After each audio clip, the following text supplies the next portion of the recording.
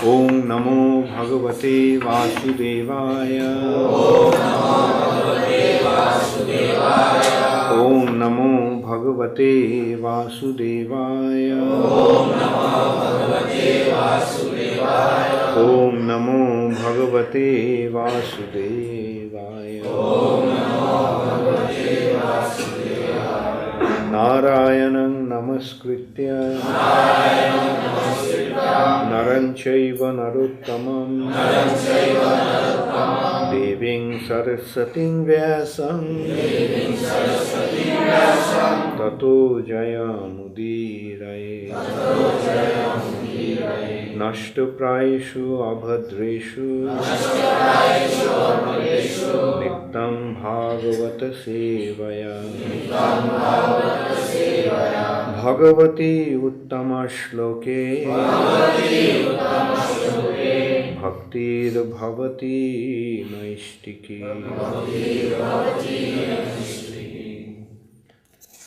Srimad Bhagavatam. So, which verse did you do yesterday? Text 37. How many of you have memorized that verse? Okay, Daiva Shakti raised her hand first. Let's hear her.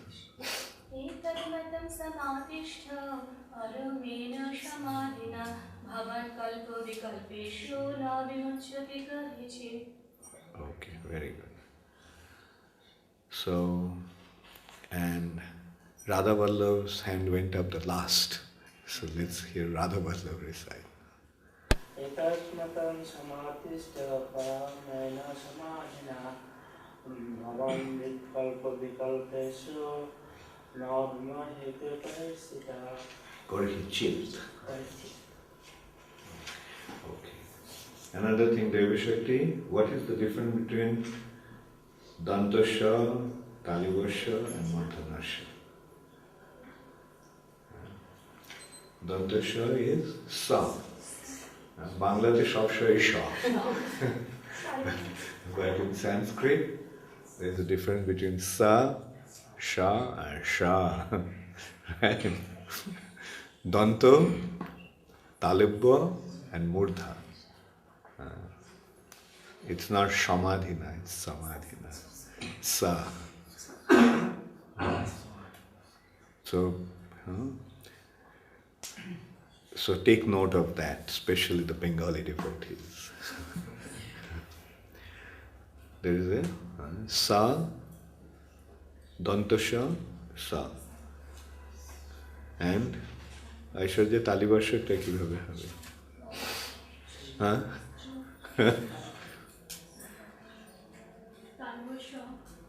হ্যাঁ, ওটা উচ্চারণটা কোথা থেকে হবে? তালিব্যটা তালু থেকে হবে, শা। আর মূর্ধা মানে ব্রেন, ওটা আরো বেশি।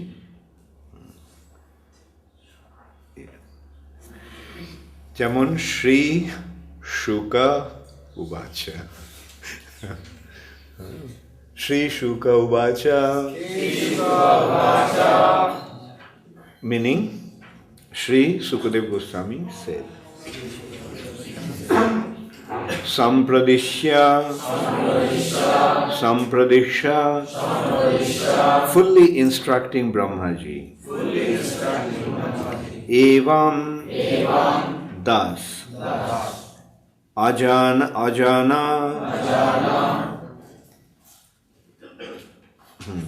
the Supreme Lord, Jananam, of the living entities, Parameshtinam, unto the Supreme Leader Brahma, Pashyataha, while he was seeing, Tasya, his, Tat Rupam, that transcendental form, Atmanaha, of the Absolute, Narunat, disappeared, Hari, the Lord, the personality of Godhead. So, the meaning of this verse then is, Sri Sukadeva Goswami said to Maharaj Parikshit, the Supreme Personality of Godhead, Hari, after being seen in his transcendental form, instructing Brahmaji, the leader of the living entities, disappeared. So, Sukadeva Goswami said, Sampradishya majano. Acha, okay. Here the English has been divided in two words. Sampradishaivam aja sampradishaivam sampradishaivam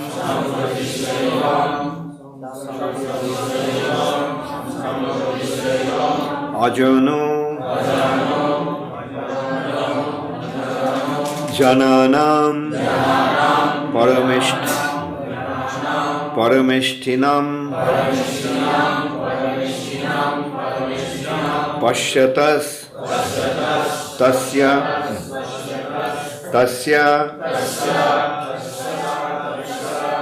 tadrupam atmano narunad Hari.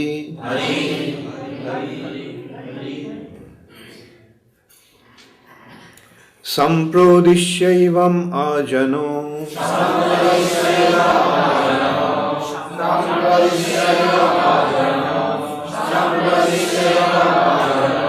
jananam parameshtinam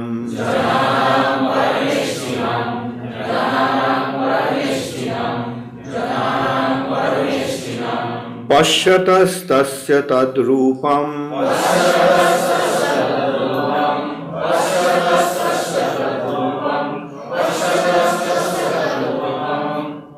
atmano narunadhari.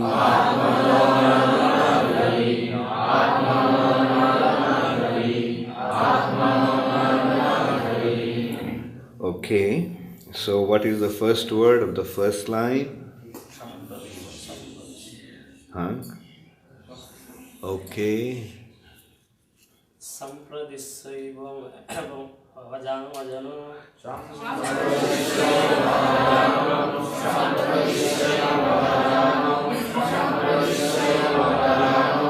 Then the first word of the second line.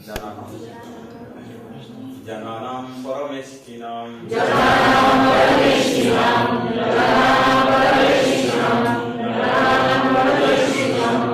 What's the first word of the third line?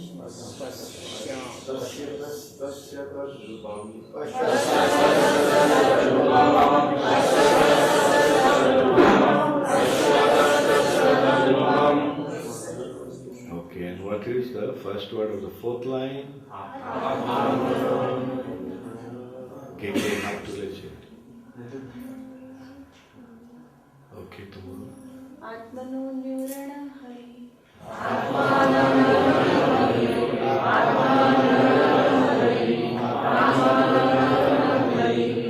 I can see that many of you have been preparing yourself.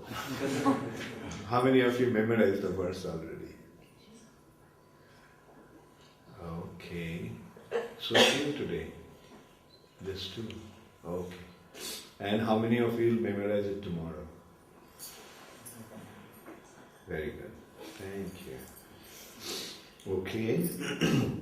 Sri Shuka Uvacha Sampradishaivam ajanu jananan parameshtinam pashyatastasya tadrupam atmano nuranad hari.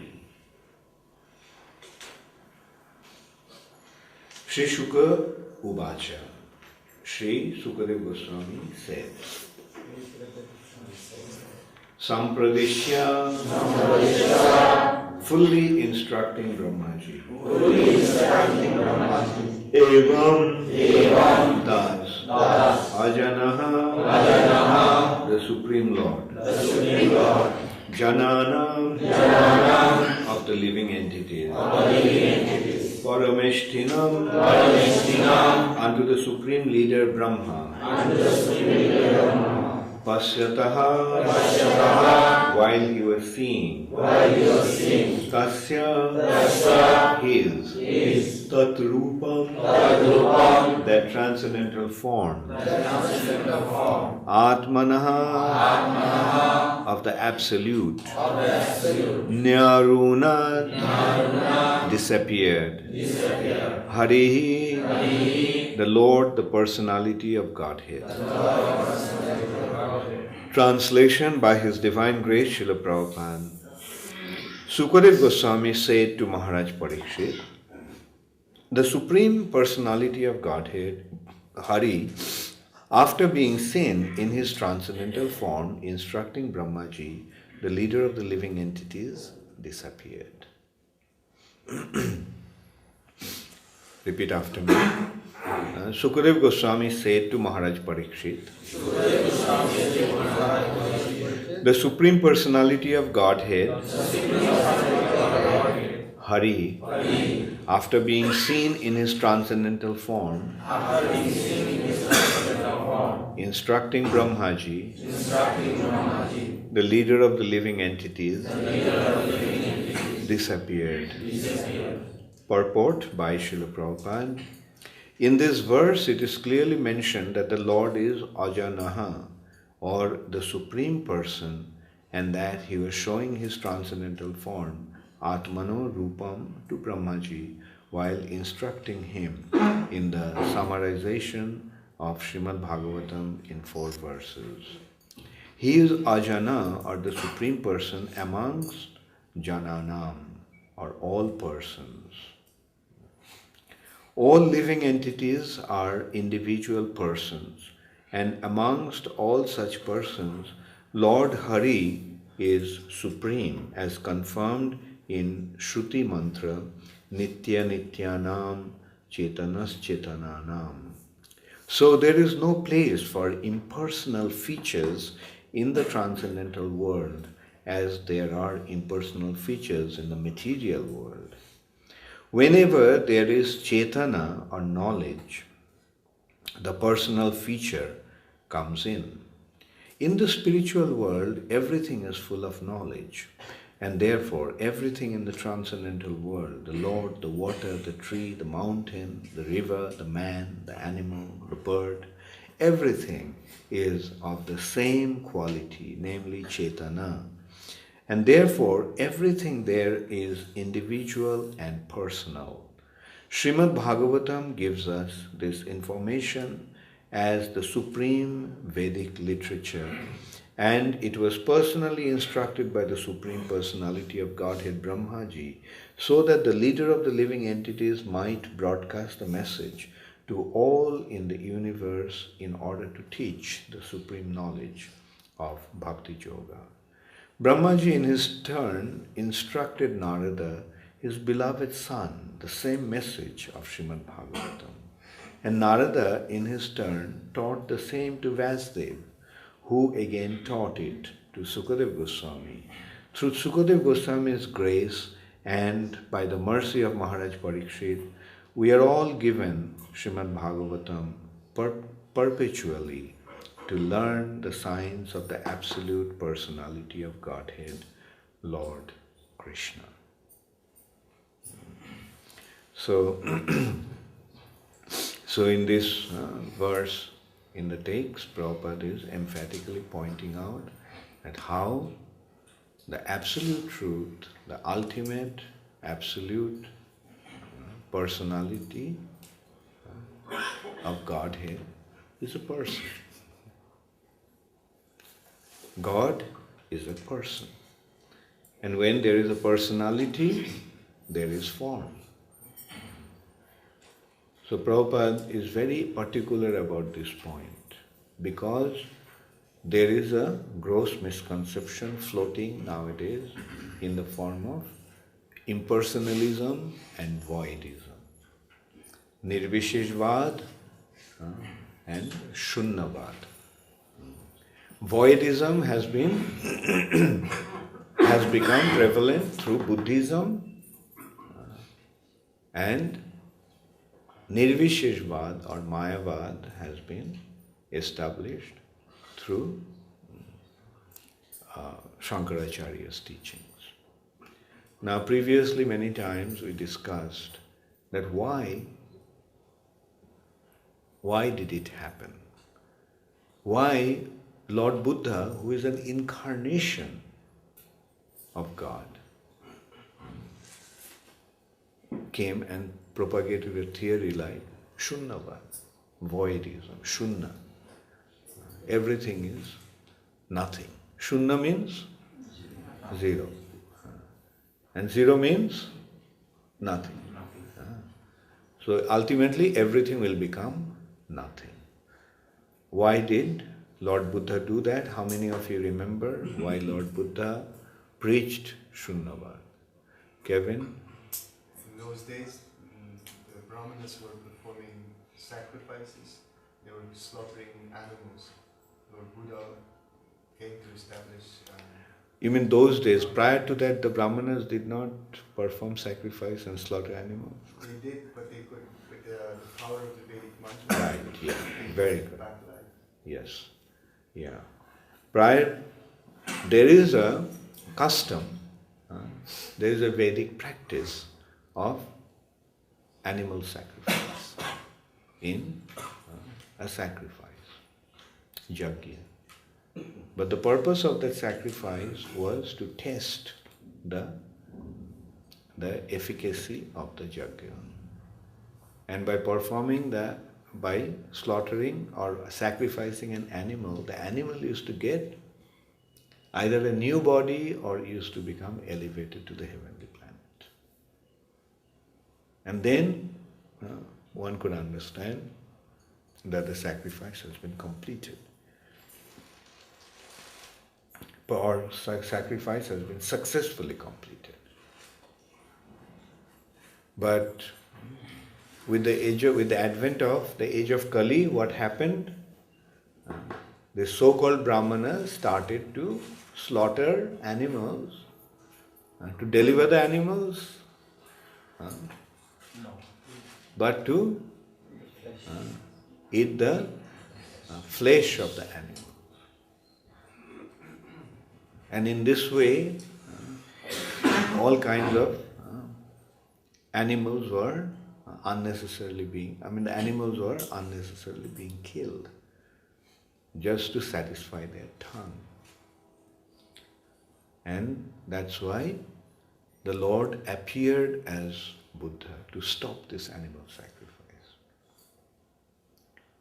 What is the verse? How do you prove that?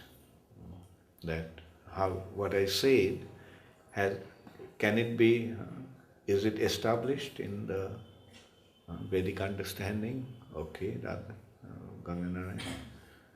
Which verse established? Okay, what is the verse?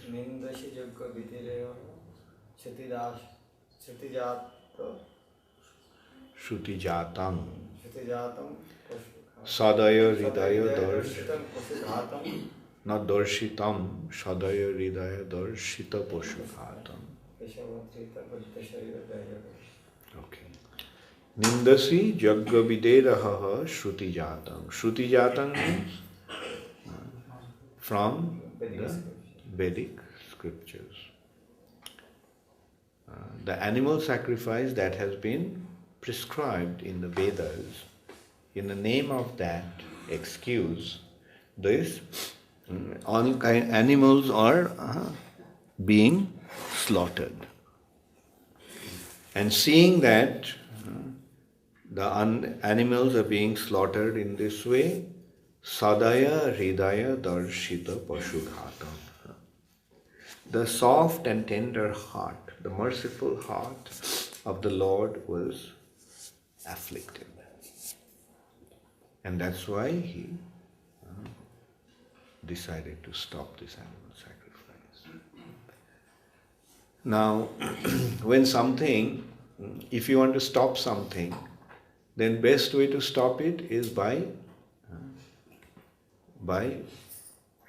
deal with the root of that.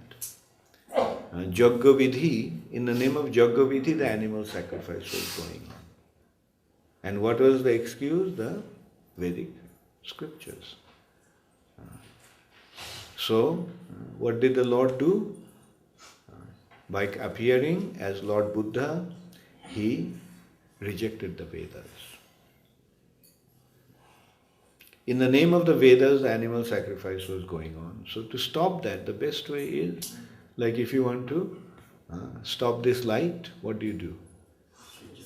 Do you take all the bulbs one after another? There is one way of doing that, but that will take a long time. That's a difficult one. So the easiest way is just go to the switch and switch it off. So Lord Buddha did that. No need for the Vedas. And what did he teach? He taught the principle of adharma.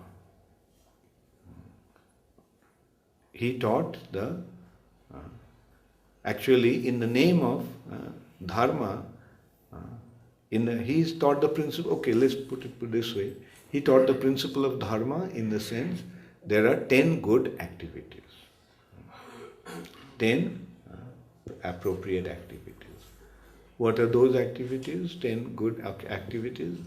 Tell the truth, do not inflict pain on anybody, and so forth. Just as in Christianity also there are 10 commandments. Actually, Old Testament, Moses received those 10 commandments from God. So Buddhism also has 10 principles. Don't tell a lie. Always stay on the path of righteousness and so forth. I don't remember them. And their philosophy is the ultimate goal of life is to attain nirvana. The goal of life, if you follow this path, then ultimately you will reach nirvana. And nirvana is, what is nirvana? His philosophy, Buddhist philosophy is, all the pain is caused by the body. It is due to the body that we have suffering. So, if you don't have the body, if it become nothing, then there won't be any suffering. The suffering is caused by our existence. So if we do not exist, then do not have any suffering. Our existence is full of suffering. So if you do not exist, then you won't have any suffering. So the ultimate goal of life is to become nothing or to merge into nothing. Ultimately there is nothing. That is what Buddhistic philosophy is. That's why it's called Shunyavad or voidism. Void. Ultimately everything is void, shunya. So you have to merge into void. You have to become nothing. Then there won't be any suffering. Then, in this way, the Lord fulfilled his purpose. He stopped the animal sacrifice. But then the Lord himself instructed Lord Shiva that I have established this voidism, and in order to do that, I have rejected the Vedas. But now, to achieve certain purpose, I have done that, and now you re-establish the Vedas. And in order, why there is the need to re-establish the Vedas? Because unless and until one follows the Vedas, one will not understand God. Ved na manya bodho hoilo nastik. Because the Buddhists do not accept the Vedas, therefore they are nastik, means atheists. Indirectly they are becoming atheists because they do not, although they are actually accepting God as Buddha, but they have become nastik. There's some positive aspect. They're following the Lord Buddha. But because they are not following the Vedas, they have become Nastic because because unless and until one approaches the Vedas, one will not have any understanding of God. Vedaischa Sharboir Ahomeva Veda. What the Vedas are meant for? The Vedas are meant to reveal the identity of God. So if somebody doesn't accept the Vedas, you won't get to know God. In the Vedas, there is a very clear and precise understanding of God. In no other scripture, the identity of the God has been, identity of the Supreme Personality of Godhead has been revealed. Like as we often discuss, like Christianity accepts God, but do they have any information about God? Who God is? No. Judaism accepts God, but who is God? No idea. Their Judaistic understanding is that God the Father, who came to Moses and gave the thing in the burning bush. But what is his form? No idea. And Islam says, don't even think of his form. Don't even think of him. You can't think about God, Allah. Accept Allah, but don't think about him. Why? Because there is no information about Allah. That's why it is so important to it became so important to establish the Vedas. That's why the Lord instructed Lord Shiva. And that's why he came as Shankaracharya. Mayavadam ashachastram prachanna bodham uchyate mayaiva vihitam devi kalau brahmana murtina. In the age of Kali, appearing as a Brahmana, I will establish a temporary philosophy, temporary conclusion. Ashat Chastram. What is the name of that Ashat Chastram or temporary conclusion? Mayavad. Mayavadam Ashat Chastram Prachanna Bodham Uchyate, which is Prachanna Bodham, which is covered Buddhism. Buddhism is covered atheism, and Mayavad is covered Buddhism. But he needed to do that. Why he needed to do that? So that the Vedas could be re-established. In order to re-establish the Vedas, he did that. And how he did that is interesting to note. The Buddhists are saying Nirvana is the ultimate goal of life. And what is Nirvana? Is to become nothing.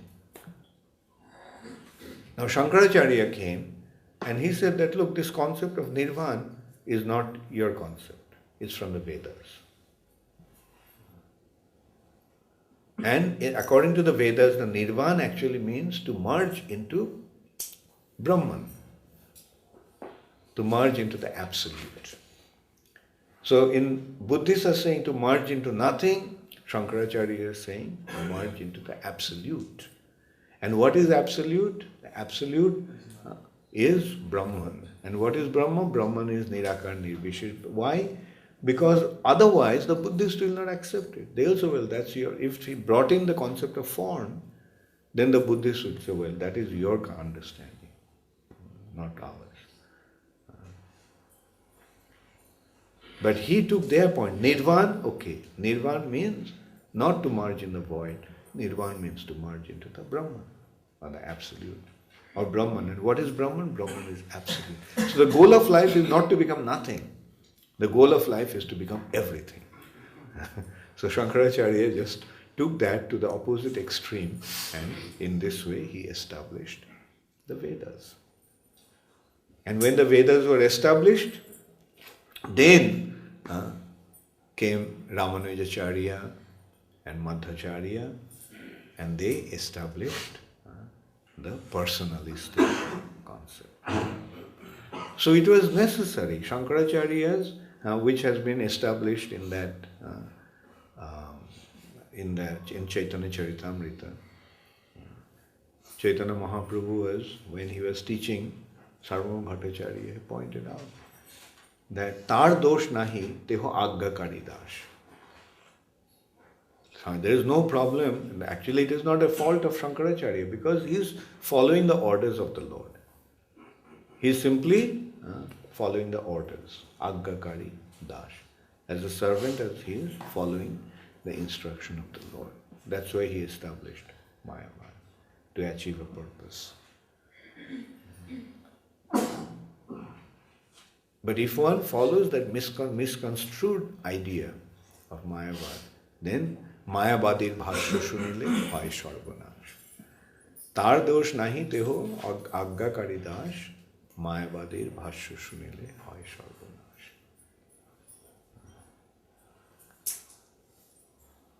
So, so in this way, it is a gradual progress. And, well, an example can be given. When you have a disease, then you are given the medicine. And you know, in most cases, what the medicine is? The medicine is poison. In most cases, the medicines are actually poison. But this poison acts as an antidote to the disease. It's curing the disease. So if you have a disease, then you can take the medicine, which is a poison. But if you are a healthy person, then if you take that medicine, then what happens? You are taking poison. And what does poison do? Poison destroys you. Poison saves a diseased person, but the same poison, the same medicine which was actually saving the diseased person will kill an ordinary person who is healthy and strong. So in order to rectify the diseased condition, Shankaracharya's Mayavad was necessary at that time. But that should not be followed. That concept is not meant to be followed otherwise. In order to achieve some purpose. And what was the purpose? Why Shankaracharya established Mayavad? To re-establish the Vedas, to reinstate the Vedas, to bring the Vedas back. Actually, if you go back, during Shankaracharya's time when he came, the whole of India became Buddhist. That was the influence of Lord Buddha. The entire India actually became Buddhist. Under the patronage of, it started off with King Ashoka. The whole of India became Buddhist and it reached even other countries. He sent his preachers to Tibet, to China, to Southeast Asia, all these places, to Sri Lanka. He actually sent his own sister to Sri Lanka to preach, Shangamitra. And in this way Buddhism actually spread. But then Shankaracharya came. Not an ordinary person, Lord Shiva himself.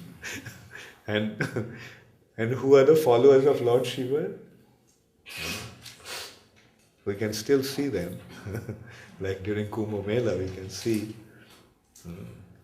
these Naga sannyasis, the followers. Lord Shiva's, there are different types of followers of Lord Shiva. In one hand, there are peaceful people, but also Lord Shiva's associates are the ghosts and hobgoblins. So they also came and they, like Lord Shiva, Shankaracharya not only established re-established the Vedas by defeating the Buddhists, he also had another group who were not so peaceful. They had their trident in their hands, and like they were actually very ferocious.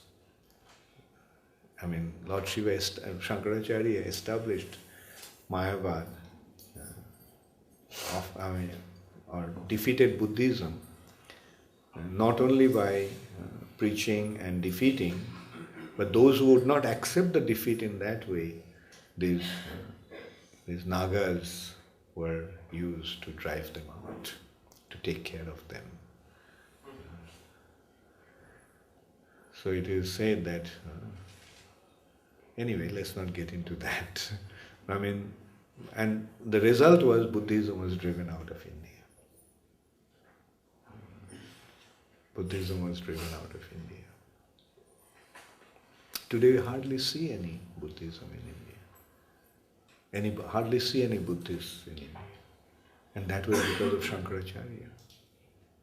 And in this way he re-established the Vedic scriptures and the Vedic practices.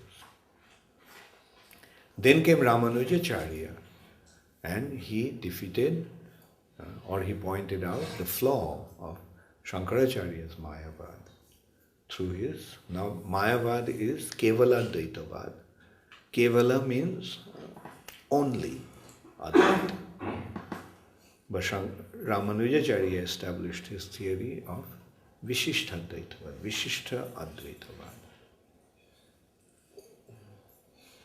And in this way he pointed out the flaws in Shankaracharya's Mayavad or Kevala Dvaitavad.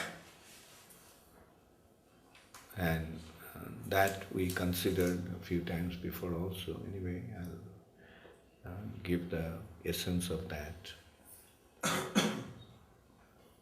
Shankaracharya's Kevala Dvaitavad is pointing out that all the forms are material. The variegatedness in the material is seen is material. But beyond this material nature, Brahman, which is the cause of the creation of this universe or material nature, is Advaya, is Brahman. And Brahman doesn't have any form. Brahma doesn't have any quality. Brahma doesn't have any variety. Ultimately it's all Brahman, and in Brahman there is no duality. It's one. Everything is one. Keval Advaita Vad. And the form and variety and everything that we perceive in the material nature is Maya. And Maya means illusion. And illusion means to think of something which is actually not. Illusion, mirage is an illusion. In the middle of a desert, the sand becomes hot and it appears to be oasis, appears to be water. That is mirage. A snake is mistaken to be, a rope is mistaken to be a snake. That is illusion. In this way he gave the examples of illusion or Maya.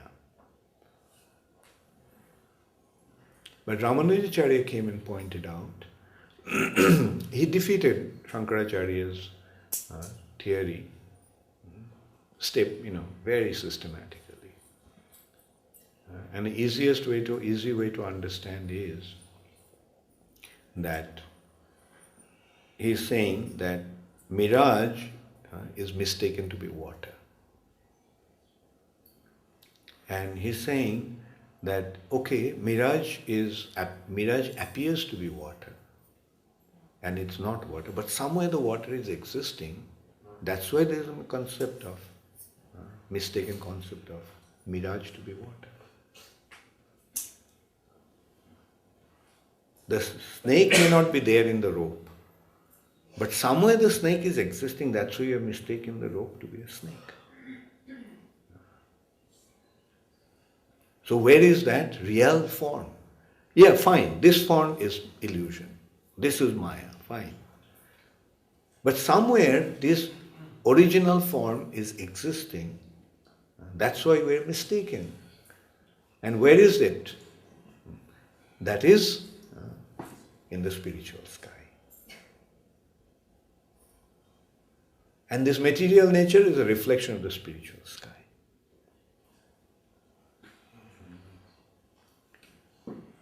So in this way, Ramanujacharya pointed out, defeated Shankaracharya's Kevaladvaitavad and established Vishishta, through establishing Vishishtadvaitavad, he established the variegatedness of the spiritual reality. Spiritual sky is not Nishaktik Nirakar. The spiritual sky is full of variety. The spiritual sky is full of personalities with form, with spiritual form. And then Madhvacharya came and he established Dvaitavad, material nature and spiritual nature. The two different nature altogether. This material nature is the external energy of the Lord, and the spiritual nature is the internal nature of the Lord. Material nature is a reflection in the elements of the material, or in the reflection in matter. But the reality is the spiritual sky. So in this way, there was an apparent conflict between Shankaracharya's Kevaladvaitavad and Vaishnava's Vishishtadvaitavad, or Dvaitadvaitavad, or Dvaitadvaitavad.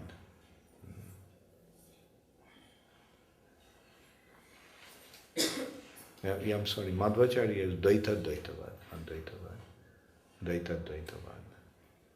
And then Sri Chaitanya Mahaprabhu came and harmonized these two conflicting concepts through his Achinta Bheda Bhed Tattva. Achinta, and there is a simultaneous, there is a Bhed and Abhed, difference and non-difference. And what is the difference? Or say, what is the non-difference? What is the Abhed? Abhed is both are spiritual.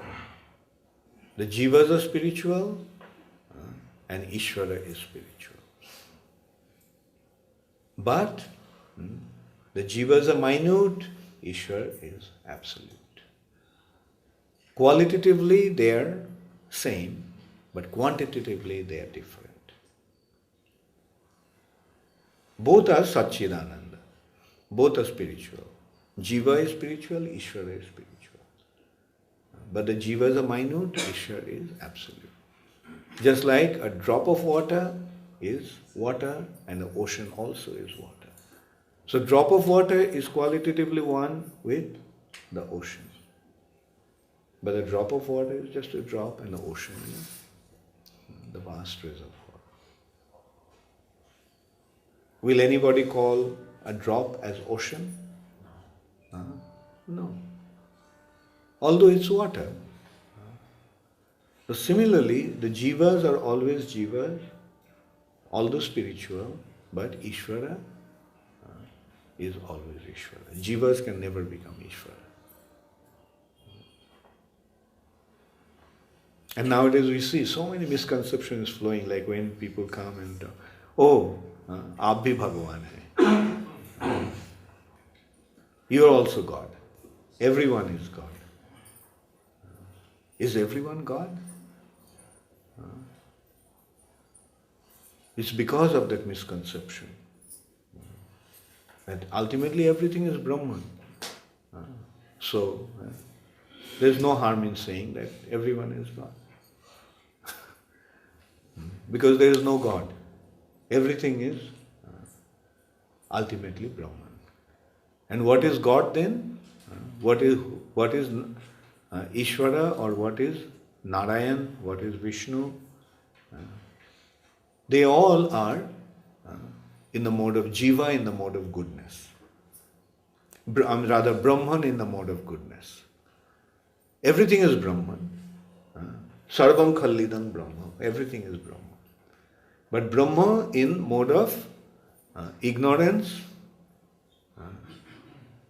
are the Jivas. Brahman in the mode of passion are Jivas. Maybe in the Brahman in the mode of ignorance are animals. Brahman in the mode of passion are human. And Brahman in the mode of goodness is Narayan, God. So that is the misconception. But then when the Brahman will become free from mode of goodness, then Brahman will become Brahman. So Narayan will become ultimately Brahman. All the forms are the gods or incarnations. They are in the mode of goodness, and the sannyasis also are in the mode of goodness, and they will become Brahman when they become free from the mode of goodness.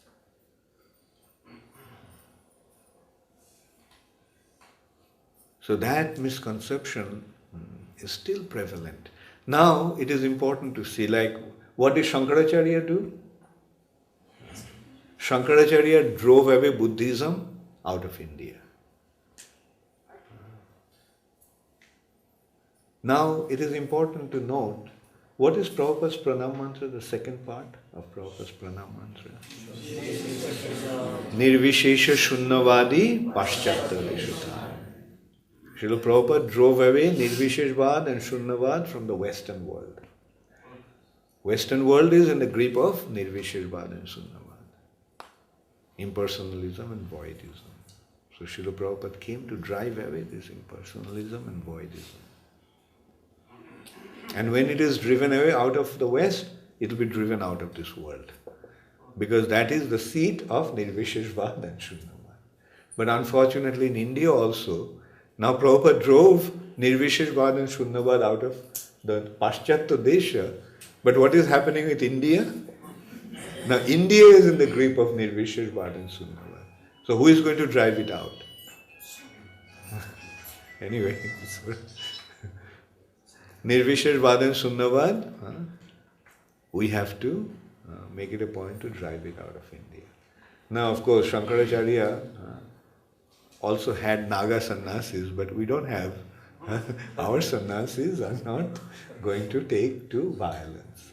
Naga sannyasis did take to violence actually to drive out Buddhism. But that's why Chaitanya Mahaprabhu came with a very special weapon.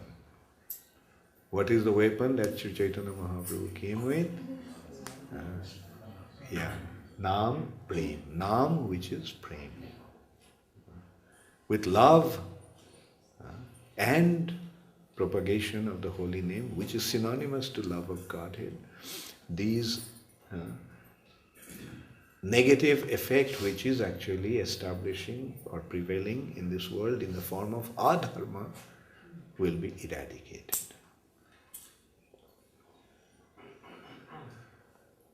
Sometimes people wonder, why are you so strong against Mayavad? Because that's our business. We cannot tolerate that concept. Aap bhi Bhagavan hai. मैं भी भगवान, आप भी भगवान, सब भगवान. मैं भी भगवान, आप भी भगवान, सब भगवान, केवल भगवान भगवान नहीं है. केवल कृष्ण भगवान नहीं, बाकी सब भगवान. That is the unfortunate conclusion. So we have to remove that misconception by establishing proper siddhanta. We are prepared to discuss with anybody. Prepared to discuss with anybody. Come, well, let's discuss. And don't worry, we are not going to get into an unpleasant conflict. We are not going to discuss like, okay, come.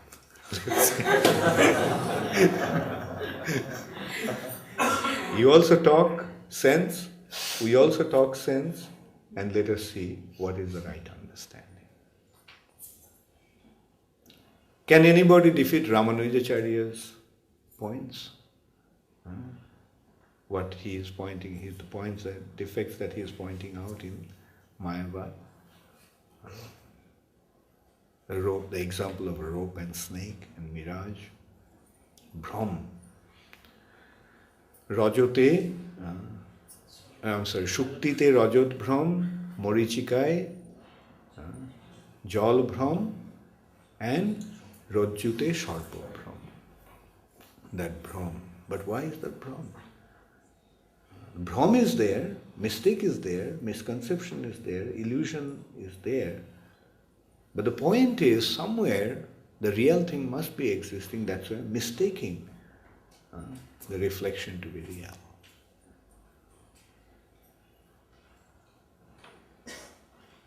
So that's why it's so interesting to preach. Of course, early India had one very nice system. When they used to follow the Vedic culture, there was a system that if you are defeated by somebody, then you have to accept his Siddhanta. If you are defeated by somebody, you have to accept him as a superior. You have to surrender yourself to his teachings. You have to accept him as your guru and become his disciple. But nowadays that's not happening. They keep on arguing. And that was like the qualification was a consideration. Okay, you want to discuss on the basis of the Vedas. Have you studied Vedas?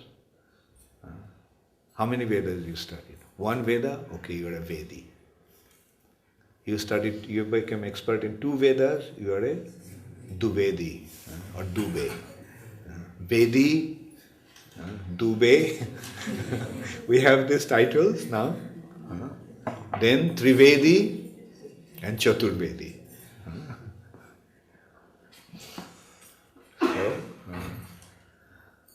And then we have to, and the discussion must take place on the basis of the Vedas. Now they don't discuss on the basis of the Vedas. They discuss on the basis of science. Such and such scientist said this is right. Such and such scientist came, or such and such scientist came, said that man came from monkey. And then ultimately everything came from dinosaurs. And so on and so forth. And then they're making movies. They're even more authentic. I have seen it in the movie, so it must be absolute truth. In the movies they have said that from a dinosaur's fossil, another dinosaur could be created. I have seen it in the movie. Jurassic Park. So that must be absolute truth. So this is how the whole society has become confused. And now to defeat them and bring them back to the right understanding is not going to be an easy task. So we have to become convinced about the reality and then pursue that reality, course of reality, and educate others with this understanding. And we are seeing intelligent class of people are responding all over the world. Those who are many followers of Srila Prabhupada, many devotees of ISKCON are coming from very well-versed, well-educated background. Your name is Narottam. Narottam is, you are an engineer, right? So he is an engineer, he is a full-time devotee now. Why did you accept it? Why? I thought Darwin's theory is very appealing. unfortunately I never remembered our theory. I was with Mr. Prabhupada. So Prabhupada's teaching actually pointed out the defect of Darwin's theory. Like we can see that these people, in the name of science, they're cheating people. They're cheating. Did they ever prove? For so many years, they're establishing, it's been over 200 years now, or at least 150 years. But in 150 years, did you see a single monkey becoming a human being? Did you ever see a monkey giving birth to a human being? So the monkeys are still here, human beings are still here. Now, if it was an organic evolution, then why didn't all the monkeys become human beings? With time, with evolution, all monkeys now should have been human beings. There shouldn't have been any monkey left. But it's the reverse is working. The human beings are giving birth to monkeys nowadays. Human beings are becoming monkeys.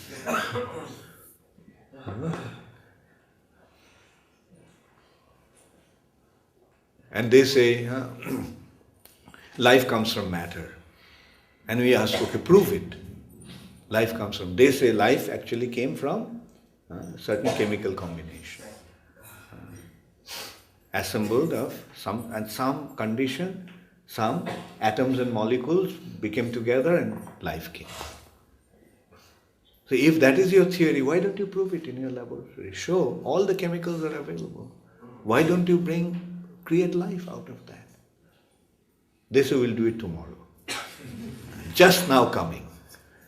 And it's going on for hundreds of years. Just now coming. Prabhupada used to call it giving a post-dated check. You don't have money in the bank account. You give a post-dated check. Today I don't have money. Tomorrow I'll put the money in the bank and then you can put the check. And these post-dated checks are being given, which are never going to be cashed. All kinds of cheating going on in the name of science. And they're substantiating, okay, we have invented so many things. Yes, you have invented something. But the bottom line, we are not saying that you don't deserve any credit. Yes, we give you credit. But what we cannot accept is that you are saying that matter is the source origin of life. Life comes from matter. Just accept that simple concept. Life comes from life. It's a living father uniting with a living mother gives birth to a living child. Can dead matter give birth to a living body? Or can a dead matter give birth to a dead matter also? If we put this table and bring another table and put it next to this table, will there be a third table born out of them? So let us accept the fact that life comes from life.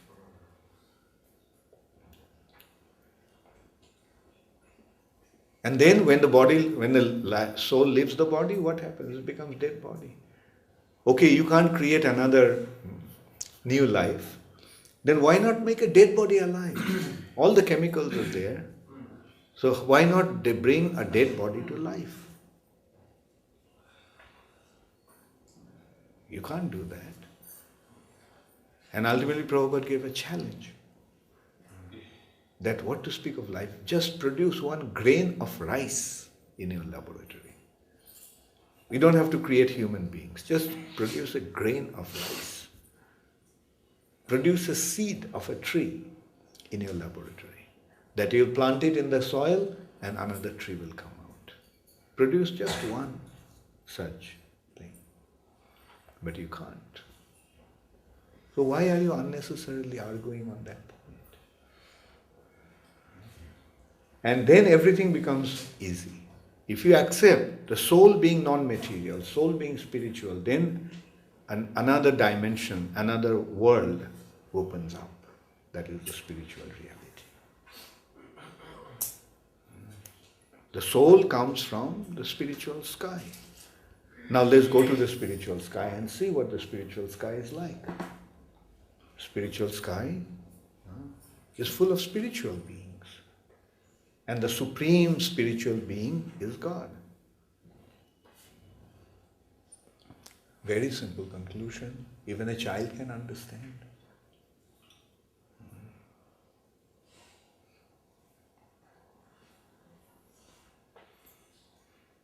So that is the thing that has been pointed out here in the purport. Srila Prabhupada emphatically pointed out that impersonalism is an evil that is prevailing in the society that has to be removed. This misconception must be rectified. The world has seen a lot of progress, but this progress will become properly effective when people recognize the existence of God and recognize themselves to be the servants of God and become engaged in His loving devotional service. Then the whole world will become such a beautiful place. But in spite of so much progress, look what we have today. In spite of so much progress, there is so much violence, so much terrorism, and they are not going to decrease if we follow the course of this atheistic concept. Then the world will become more and more violent. There'll be more, and the terrorism will become more and more prevalent. But if we accept this concept of spiritual reality and our existence continuing beyond this life, and our goal is to go back to the spiritual sky where we came from, then everybody will become so effectively engaged in this pursuit of this ultimate goal. And then the world will become such a beautiful place. Thank you all very much. All glories to Srila Prabhupada. Does anybody have any question? Yes, Arti. I just said that humans are becoming monkeys. I actually think that they're becoming pigs. Yesterday on the internet there was a short news snippet saying that great breakthrough has come in genetically modifying pigs so that their organs can be transplanted into humans. So the process is started. Well, they need that. The pigs need pigs' organs to behave like they are behaving like a pig now. And actually, what will happen eventually, those who are behaving like a pig, they don't have to transplant the pig's organ. They'll get the body of a pig. Maybe you can tell that, respond that in the internet. Don't have to trouble so much, don't have to worry so much and take so much trouble. In course of time, you'll get an entire pig's body with all the pig's organs to become a perfect pig. It's just a little bit serious now. What I could understand, the Buddha managed to convert the whole India to Buddhism, and then Sankaracharya's teachings had a very huge effect by practically destroying Buddhism. Not destroying, but driving it out of it. Driving it out. And then it seems Ramanujacharya's teachings had less effect, as Mayavadis are still so huge all over. And then Madhvacharya and Chaitanya, they followed, and progressively they brought the understanding to a higher plane. Now it seems also that the purer the philosophy became, the smaller the audience were. Okay, very good point. Very good point. You know why? Because this is the age of adharma. Because this is the age of adharma,